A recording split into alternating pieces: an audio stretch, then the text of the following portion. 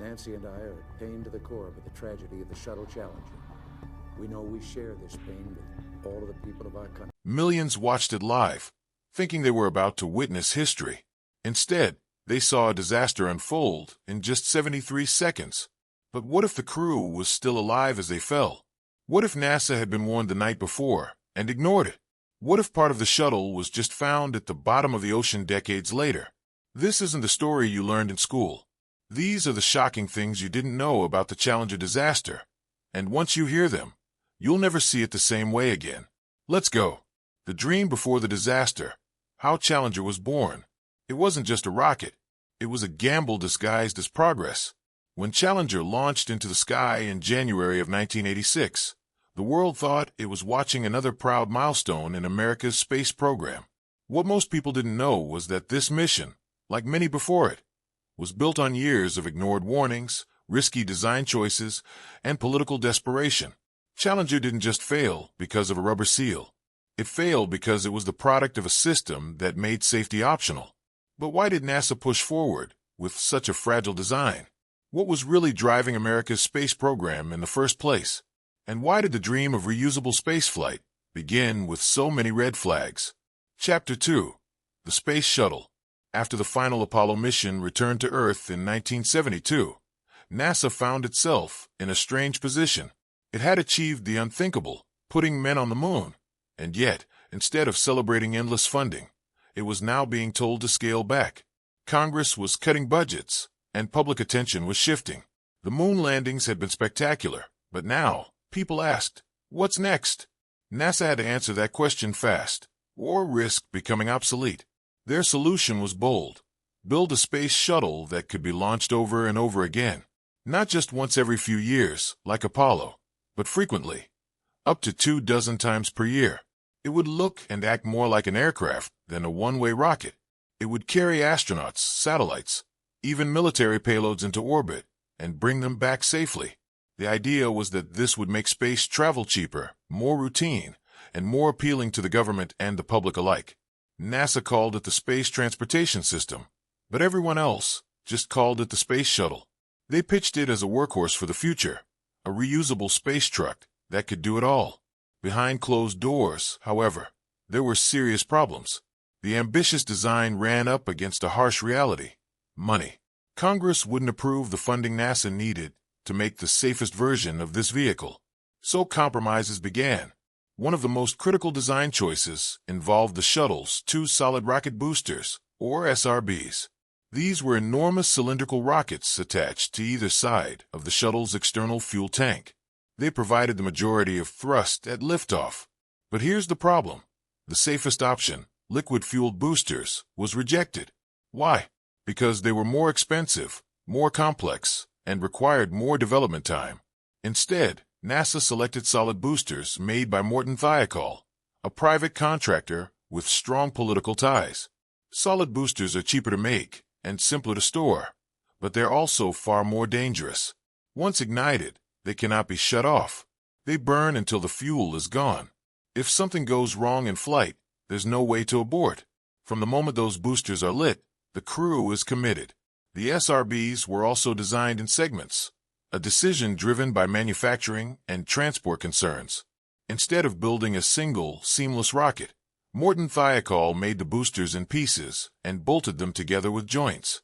These joints were sealed using O-rings, rubber gaskets that were supposed to expand and prevent hot gases from leaking out. But that design came with a deadly weakness. If the O-rings didn't seal properly, especially in cold weather, superheated gases could escape and burn through the booster casing. Engineers pointed out this vulnerability early in testing.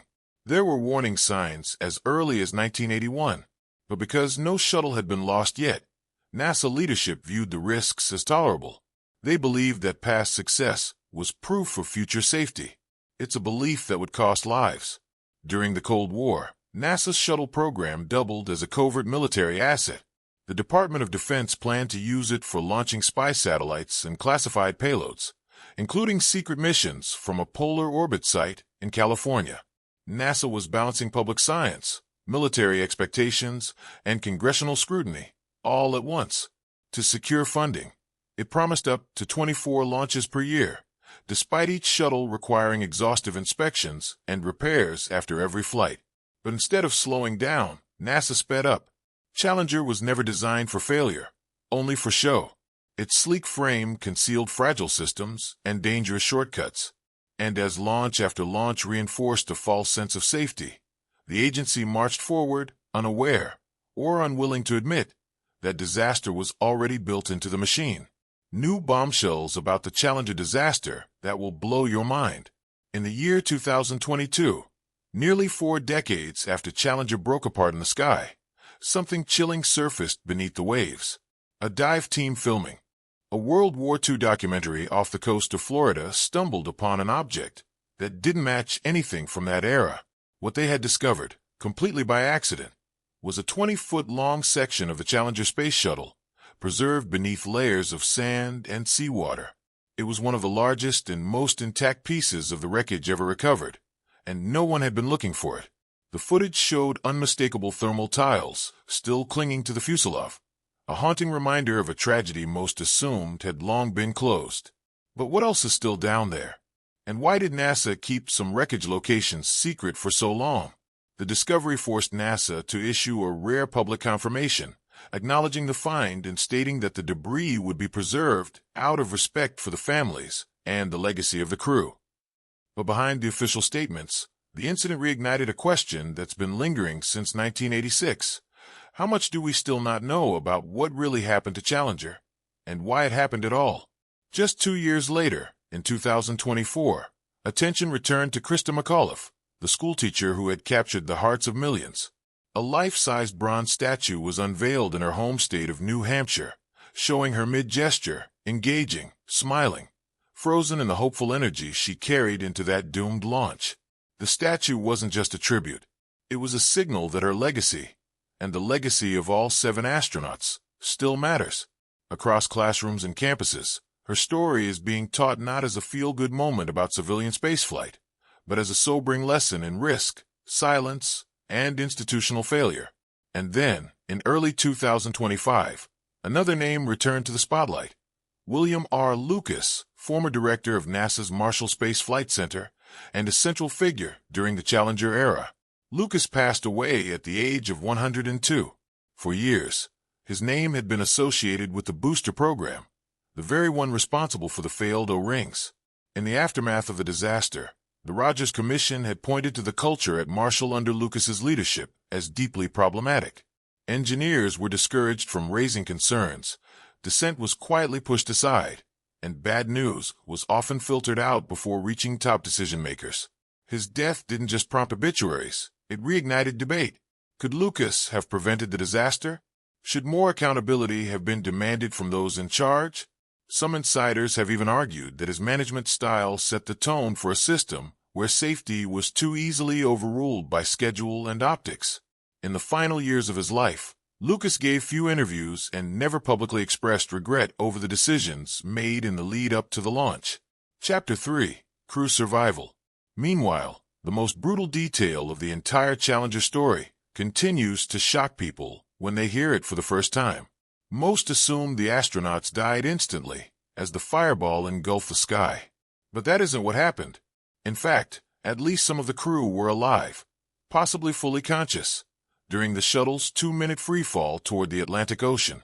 The evidence: 3 of the 7 astronauts' personal egress air packs, or PEEPs, were manually activated after the shuttle disintegrated. These were small emergency devices designed to provide breathable air, not pressurized, not life-saving, but a temporary aid in case of cabin smoke or depressurization. Even more disturbing, cockpit switches had been moved from their original launch positions, indicating someone was still trying to regain control, or at least stabilize the descent. The cabin remained largely intact until it struck the ocean at more than 200 miles per hour, an impact that was completely unsurvivable. NASA initially withheld these details, releasing them only after intense media and congressional pressure.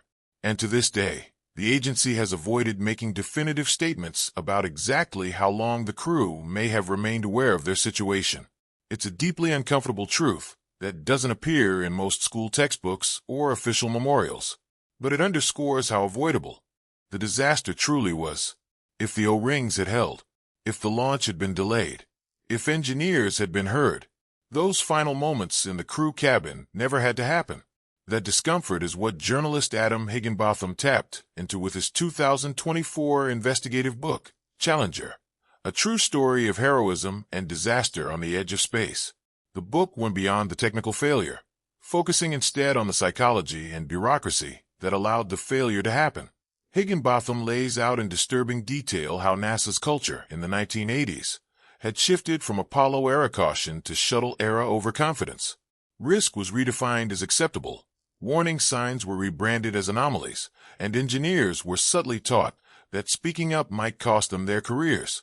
He describes the launch not as a tragic fluke, but as the predictable outcome of a system that had stopped listening. Through interviews, archived memos, and new disclosures, the book reveals how close Challenger came to disaster on multiple earlier missions, and how those near misses made NASA more, not less, likely to push forward without fixing the core issues. Perhaps one of the most controversial revelations Higginbotham revisits is the persistent rumor of political pressure surrounding Challenger's launch. At the time, President Ronald Reagan was preparing to deliver his State of the Union address, and having a teacher broadcast from space would have been a powerful visual to support his administration's message of American exceptionalism. No written order has ever been found linking the White House to the decision to launch. However, several NASA managers reportedly believed that another delay would reflect badly on the president, and thus chose to push forward despite the cold weather and engineers' objections. So much of what made Challenger vulnerable wasn't the technology. It was the culture, a culture that prized deadlines over details, that labeled dissent as disloyalty, that relied on public trust more than engineering discipline, and that looked at a record of close calls and decided, somehow, that things were fine. Designing for disaster, the flawed rocket NASA kept flying. The solid rocket boosters that helped launch the Challenger into the sky were never supposed to be built that way. But they were segmented, bolted together, and sealed with rubber gaskets known as O-rings. That decision, made for manufacturing convenience and political approval, created one of the most dangerous vulnerabilities in modern aerospace history. The boosters were made in sections, so they could be transported by rail from the contractor's plant in Utah. Each segment was joined to the next with a field joint, sealed by 2 rubber O-rings. These rings were meant to expand when exposed to the heat of ignition, sealing the joint and preventing the escape of burning gases. But even in early test flights, things didn't go as planned. As early as 1981, engineers noticed black soot and burn marks near the O-rings, evidence that the seals weren't always working. In multiple missions between 1981 and 1985, post-flight analysis revealed erosion, charring, and even partial failure of the primary O-ring.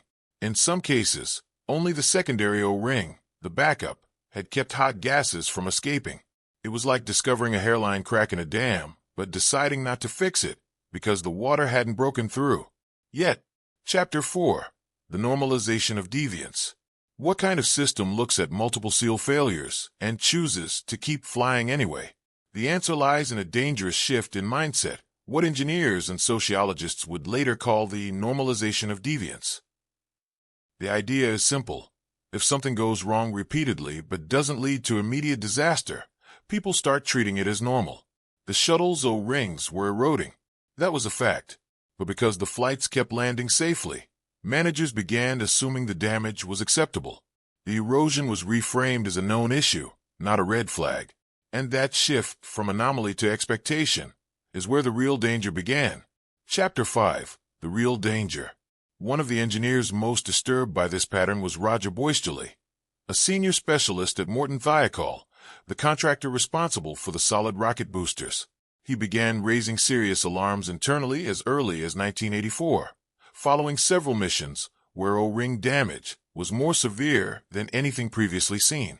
After a flight in August of that year, engineers found soot between the 2 O-rings in one of the joints. That meant the primary seal had failed entirely. Only the secondary had saved the crew. Boisjoli didn't see this as a minor hiccup. He saw it as a clear sign that the next flight could be fatal.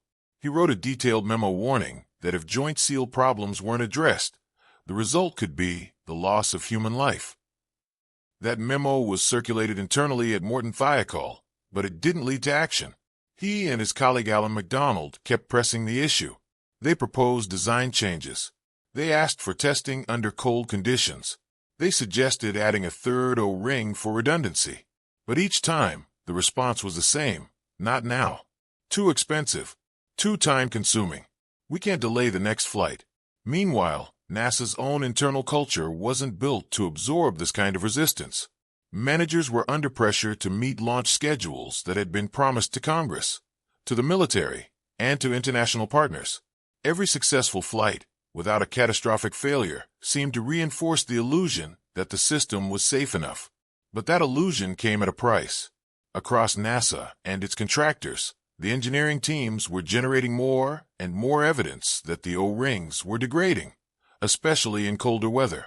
In one disturbing trend, it became clear that the colder the launch day, the more damage the rings suffered. But instead of calling for grounding or redesign, management chose to interpret the data in the opposite direction. They began treating past survival as a kind of proof of durability. The logic, if you can call it that, was this. If the O-rings failed before but didn't cause an explosion, then maybe they can keep failing without consequences. In private meetings, engineers were horrified by this reasoning. One described the shuttle system as a ticking time bomb. Another referred to the seal design as a catastrophe waiting to happen. Internal documents warned of the risk of blow-by, hot gases escaping past both O-rings and igniting fuel. These weren't vague concerns. They were mathematically modeled, supported by flight data, and delivered in writing. But still, nothing changed. Why? Why would a team of the brightest minds in science and engineering allow a known flaw to persist? Because somewhere along the way, the schedule had become more important than the safety. The shuttle program had promised 24 flights a year. Crews were trained and waiting. Satellites were scheduled. School children were ready to watch a teacher float in space. And no one in upper management wanted to be the one who caused another delay. In many ways, NASA had boxed itself in. By the mid-1980s, each shuttle mission had a long list of obligations to international partners, commercial clients, military stakeholders, and the public. Delays weren't just inconvenient, they were politically and financially embarrassing. So when Morton Thiokol engineers started warning about the O-rings, their concerns were weighed not just against safety, but against optics. Managers weren't asking, "Is this safe?" They were asking, "Can we justify going ahead?" Boisjoli and MacDonald pushed as hard as they could. They spoke up in meetings. They put their reputations on the line. And every time they tried to raise the alarm, they were met with pressure to back off, to think like team players, to trust the process. In the lead-up to Challenger's final launch, the pressure reached a breaking point. It's worth remembering just how routine launches had become by that time. Challenger had flown 9 times before. Its 10th mission, STS-51L, was expected to be just another media-friendly success. But as engineers reviewed the forecast and saw the cold front moving in over Cape Canaveral, concern turned into fear. On the night of January 27th, Boisjoli and other Thiokol engineers strongly urged NASA to delay. They warned that the O-rings had never been tested in such cold temperatures. They feared the rubber would harden, losing its flexibility, and fail to seal. They showed charts, past flight data, erosion trends, everything they had. Initially, their company supported them, but when NASA pushed back, asking for proof that the cold would cause failure, Thiokol management folded. In a now infamous moment, they told the engineers to put on their management hats. And just like that,